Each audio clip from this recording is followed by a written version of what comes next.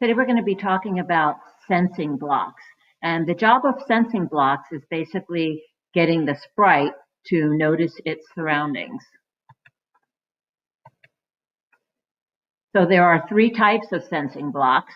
The first type, and the type we're going to concentrate on, is reporter sensing blocks.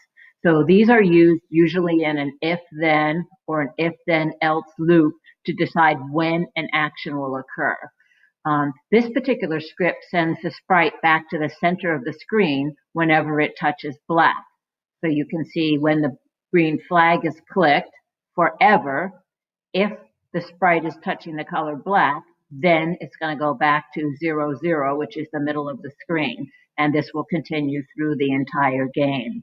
If you take a look at some of the other things, it's usually about touching colors or about if a key is pressed or if the mouse is pressed. So how do we go about reading a sensing loop? Here's an actual loop from the Maze Runner challenge.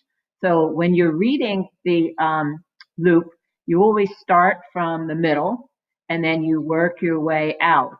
This particular loop tells the sprite that if they're touching the color black, then go back to the beginning of the maze, get into the first costume, and point down to restart the maze.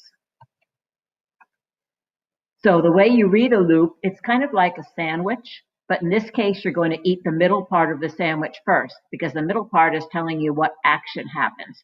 So if you go down here, you can see that it says go to -185 and y equals 122, switch into the costume 1 and point in the direction 180. So those are the actions that are going to take place, and they're going to take place inside the if touching black then loop, and that is going inside the forever loop, meaning that this will occur throughout the entire program.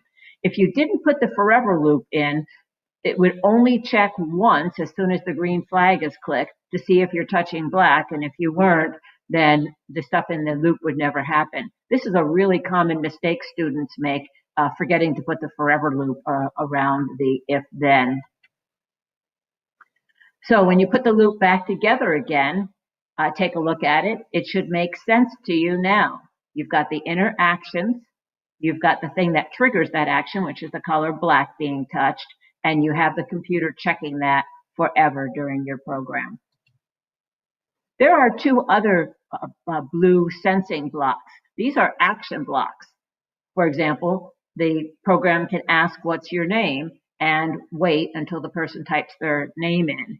You can also set a program so that the sprite can be dragged around with a mouse, or you can reset a timer. These are things we're going to do later. The last type of sensing block, which have these rounded shapes, are variables.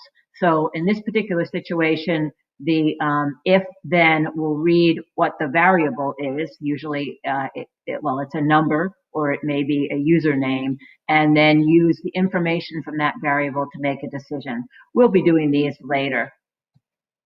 And that's it for these blocks.